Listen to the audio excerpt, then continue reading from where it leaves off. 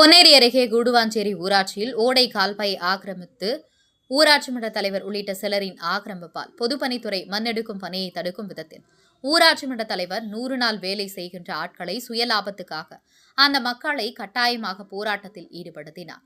பொன்னேரி அருகே கூடுவாஞ்சேரி ஊராட்சியில் உள்ள ஏரி பகுதியில் ஊராட்சி மன்ற நிர்வாகம் மற்றும் அப்பகுதியில் உள்ள கூடுவாஞ்சேரி பறிக்குப்பட்டு உப்பளம் உள்ளிட்ட பகுதி ஊராட்சி மன்ற தலைவருடைய கணவர் திட்டத்தில் இந்த போராட்டத்தில் கலந்து கொள்ளவில்லை என்றால் 100 நாள் வேளையில் சேர்க்க மாட்டேன் என்று ஊராட்சி மன்ற தலைவருடைய கணவர் தெரிவித்தனர்.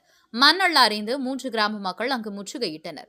அங்குள்ள நீர்நிலை பகுதியில் ஆழமாக பள்ளம் எடுத்து அந்த மண் குவாரி வேறு ஒரு பகுதிக்கு கொண்டு செல்வது தெரியவந்து பொதுப்பணித்துறை அதிகாரியிடம் இதுகுறித்து கேட்டனர். அதற்கு பொதுப்பணித்துறை உதவி கோட்ட அலுவலர் சிவசண்முகம் அப்பகுதிக்கு வந்து பேச்சுவார்த்தைக்காக அப்பொழுது அவரை திமுக ஊராட்சி மன்ற தலைவர் பிரியா ராஜேஷ் கண்ணா தலைமையிலான பொதுமக்கள் சிறைப்பிடித்து எங்களுக்கு தெரியாமல் இவ்வளவு பெரிய பள்ளங்களை எப்படி எடுத்தீர்கள், இதனால் இங்குள்ள ஆடு மாடுகளும் இப்பகுதியில் உள்ள சிறுவர்களும் மழை பெய்து நீர் தேங்கும் போது அதில் விழுந்து விபத்து ஏற்படும் என அதனால் மண் எடுக்கக்கூடாது என தெரிவித்தனர். தகவல் தெரிந்தவுடனே சம்பவ இடத்துக்கு விரைந்து வந்த பொன்னேரி வட்டாட்சியர் மதிவண்ணன் சமாதான பேச்சுவார்த்தை நடத்தினார். மாவட்ட ஆட்சியரின் அனுமதியோடு ரெட்டிப்பாளையம் பகுதியில் உள்ள கரை போடுவதற்கு மண் எடுக்கப்படுவதாகும், அதனால் அனுமதிக்கப்பட்டுள்ளது. ஆனால் பொதுமக்கள் அதற்கு சம்மதிக்காமல் தொடர்ந்து முற்றுகை போராட்டத்தில் ஈடுபட்டதால் ஏராளமான காவல்துறையினர் அங்கு வந்து சமரச பேச்சுவார்த்தையில் ஈடுபட்டனர். பிரச்சினைக்குரிய அந்த ஏரி பகுதியில் ஓடை கால்வாய் ஒன்று செல்கிறது.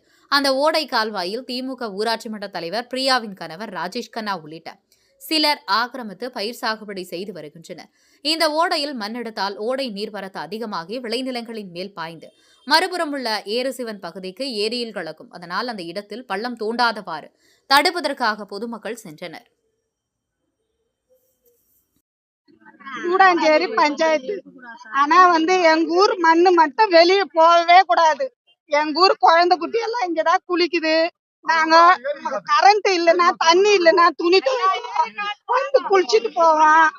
எங்களுக்கு இந்த மண்ணு வெளியெல்லாம் போக கூடாது. கூடாஞ்சேரி பஞ்சாயத்து மண்ணு வேணும்னா எவ்வளவு ஊர்ல போய் எடுத்துங்க. ஆனா எங்க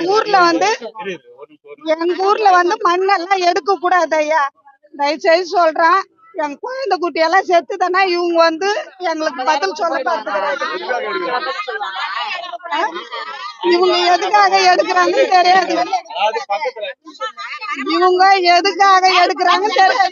ஆனா கரை போடுற மாதிரி இருந்தா எடுக்க சொல்லுங்க.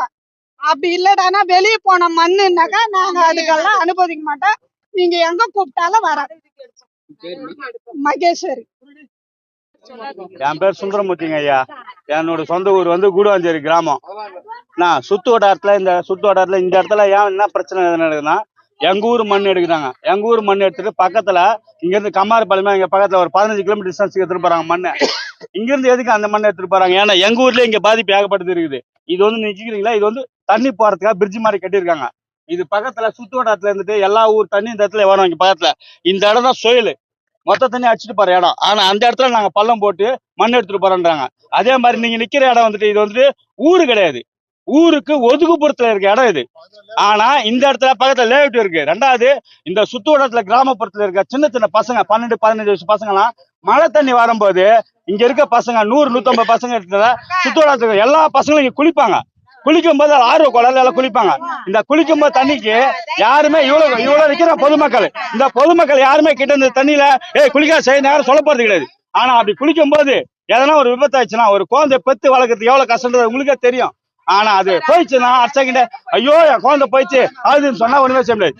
இந்த இடத்துல பள்ளம் பாத்தீங்கன்னா கீழே குளிக்கும் போது செய்யும் போது பாதிப்புல அச்சுன்னு போச்சுன்னா என்ன காப்பாத்துக்கு விடிய கிடையாது. ஏன்னா ஊரா இருந்தா யாரும் காப்பாத்தலாம் குழந்தைங்கள.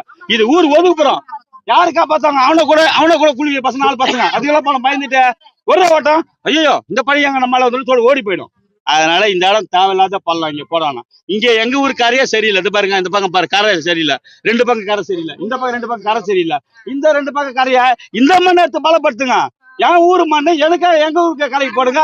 இங்க சுத்து வட்டாரத்துல கிராமத்து ஜனங்களை காப்பாத்துங்க. ஏன்னா குழந்தைங்க பின்னாடி வர தலைமுறைக்கு அந்த ஜனத்துங்களுக்கு இந்த சந்ததிக்கு ஒரு நல்லதே வாழ வழி விடுங்க.